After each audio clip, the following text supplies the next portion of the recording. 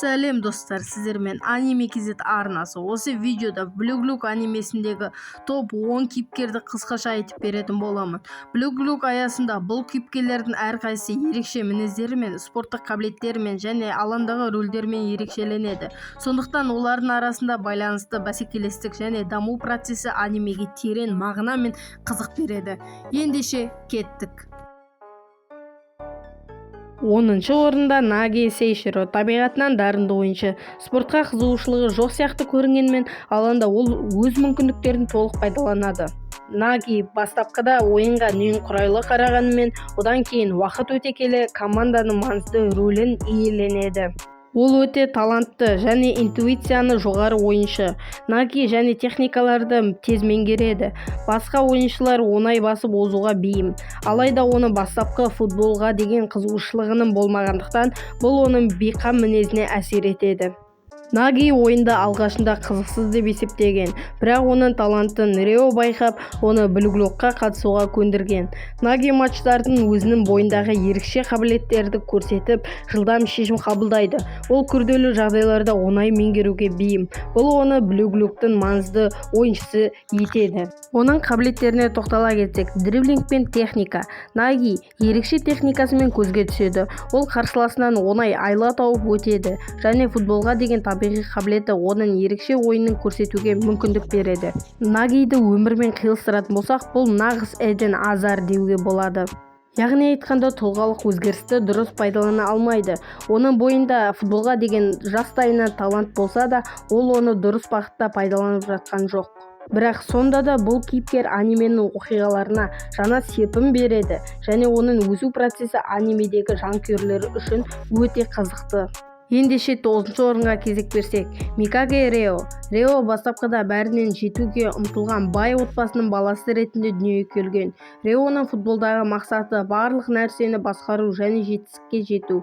Оның ақыл ойы қабілеті мен арқасында ол күшті ойыншылардың бірі болып табылды.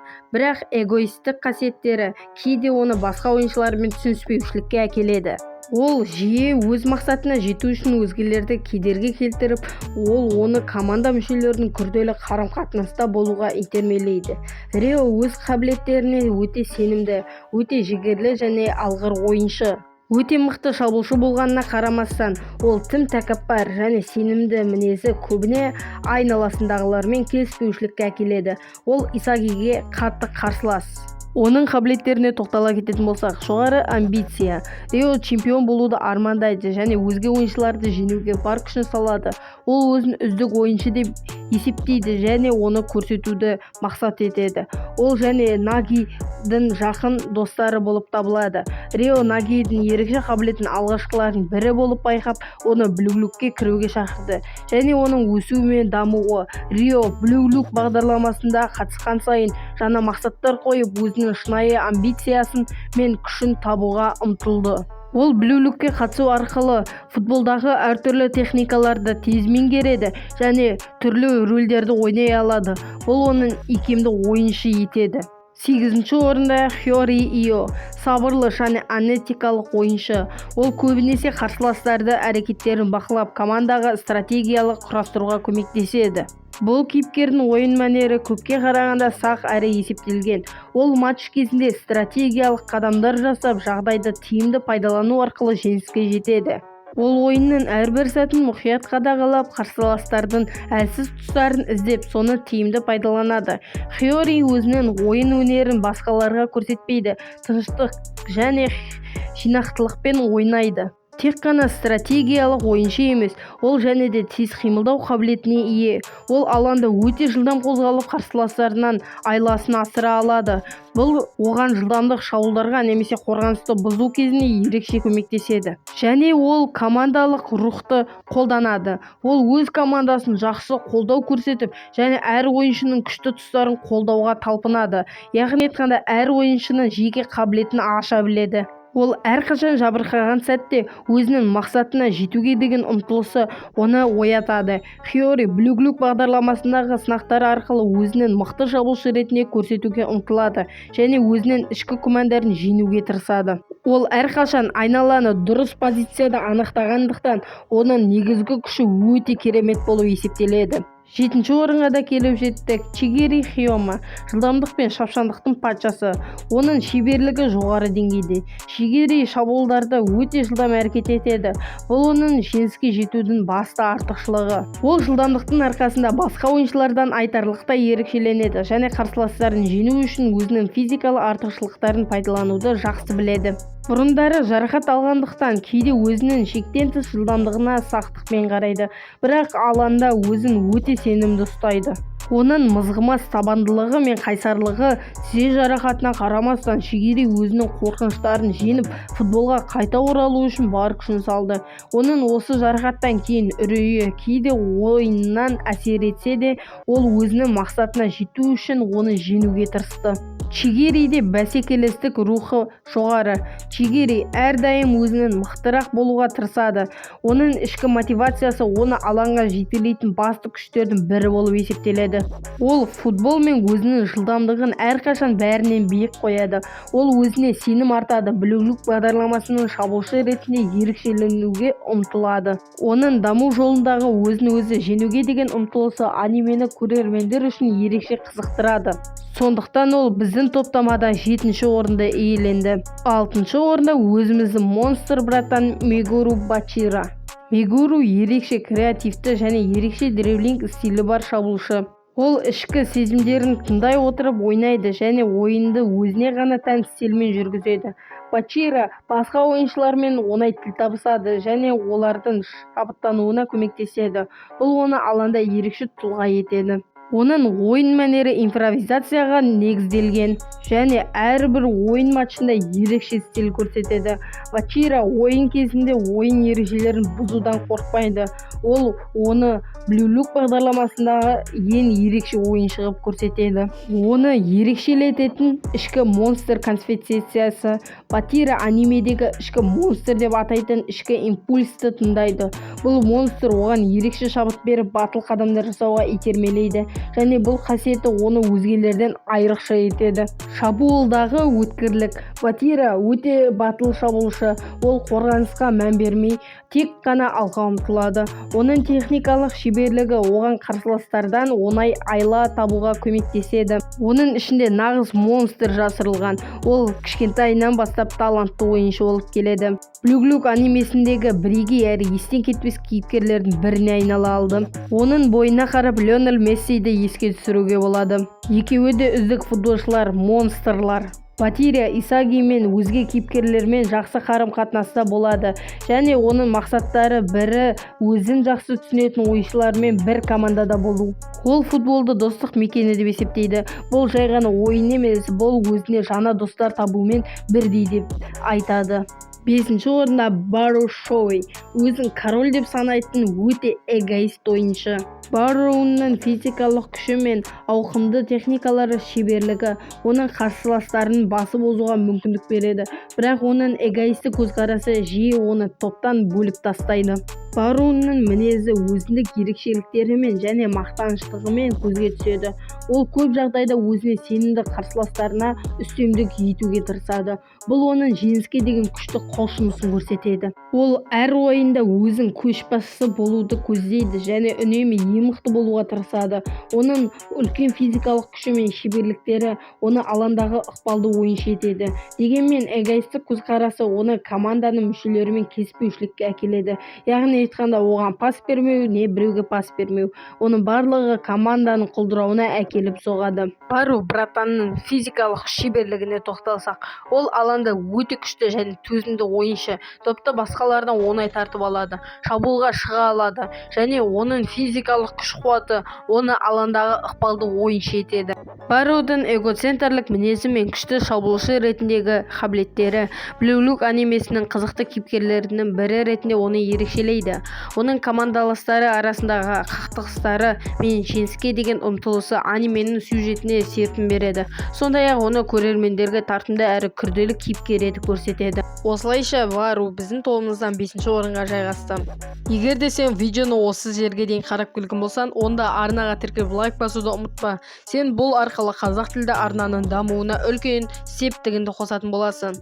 Ал енді топтағы 4-ке де келіп жеттік. Кунигами. Ол күшті және спортқа адал жігіт. Өзінің болашағын спортпен байланыстырғысы келеді. Оған үлкен жауапкершілікпен қарайды. Кунигами сенімді әрі адал ойыншы, сондай-ақ өзгелерден үлгі болуға тырысады. Ол анименің көрермендеріне шабыт беру және олардың армандарын жүзеге асыруға көмектеседі. Оның мінезі қатаң болғанымен, ол әрқашан әділдіктің негізделген, яғни айтқанда әділдікті қалайды. Ол өзін батыр ретінде көрсеткісі келеді және өзінің ішкі қағидаларына қарсы келмейді.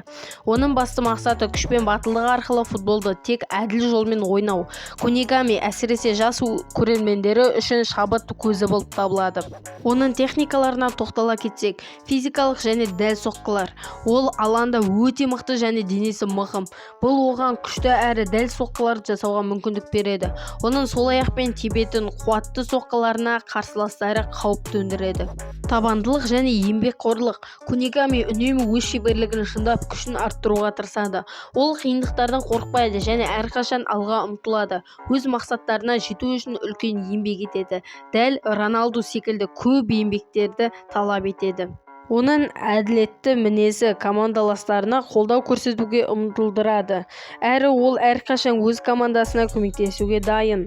Кунигами Блю-Блюк анимесіндегі өзінің мықты физикалық күші мен адалдылығын пайдаланып, ең үздік шабуылшы болуға тырысады. Оның қаһармандыққа ұмтылысы мен күшті соққылары оны ерекше ойыншыға айналдырады және жанкүйерлері арасында оны жақсы жігіт ретінде танымал етеді. Негізгі мақсаттарының біріне ұлы батырларды сияқты шабыт беретін шабуылшы болуды қоса алатын нағыз ерекше майталман десек те болады. Топ үштікті ашатын бізде анименің басты кейіпкері Исаги. Исаги өзінің ішкі дамуының күрделі жолынан өтеді. Ойынды бірінші кезекте команданың мүддесі ескере отырып ойнаған. Исаги Блю-Блюк бағдарламасында жеке эгоны дамыту арқылы өзінің шабуылдаушы қасиеттерін аша түседі. Оның басты қабілеті алаңда кеңістікті көре білу. Бұл оның ең қиын матчтарда стратегиялардың алдын ала жоспарлауға мүмкіндік береді. Оның көшбасшылық қасиеттері жетілдіріп, команданы шабыттандыруға үлкен рөл атқарады. Исаги өзінің сенімділігін арттырып, басқа қарсыластарына ерекшеленетін қасиеттерді дамытады. Оның мақсаты әлемнің ең үздік шабуылшысы болу. Исаги бірінші кезде өте жұмсақ мінезді ойыншы болған, бірақ Блю-Блюктағы қасиеттерді көрсете бастайды.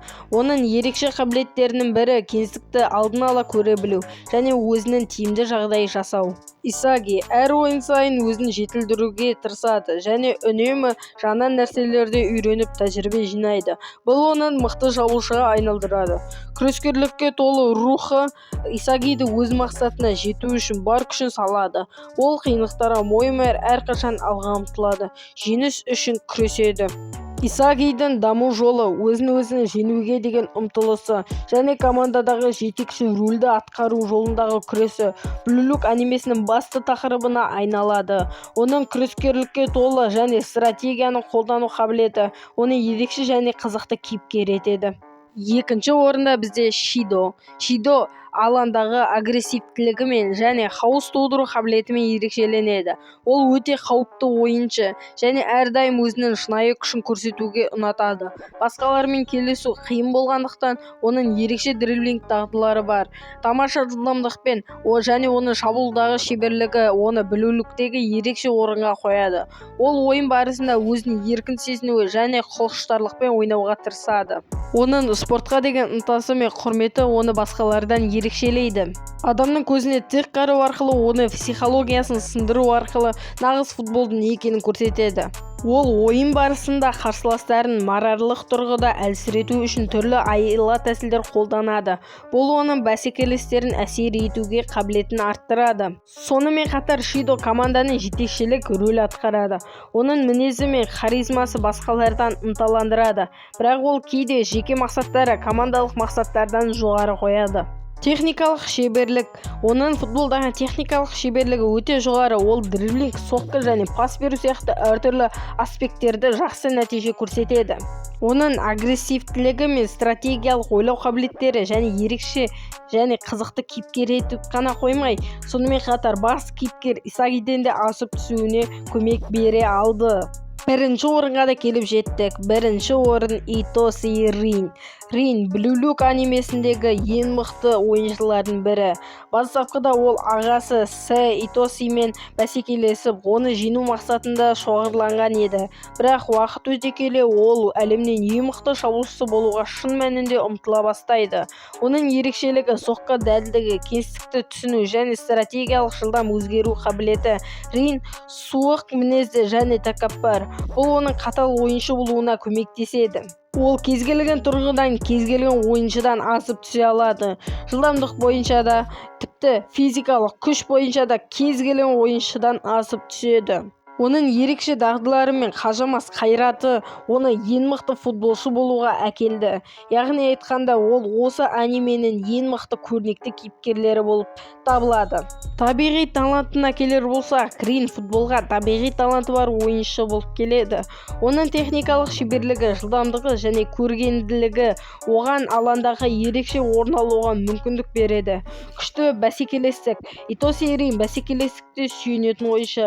Ол әрдайым өз қарсыластарының күштерін түсініп, олардан асып түсуге тырысады. Итоси Рин күрделі тұлға және шеберлігі, бәсекелестігі, рухы Blue Lock анимесіндегі оқиғаларына үлкен әсер етеді.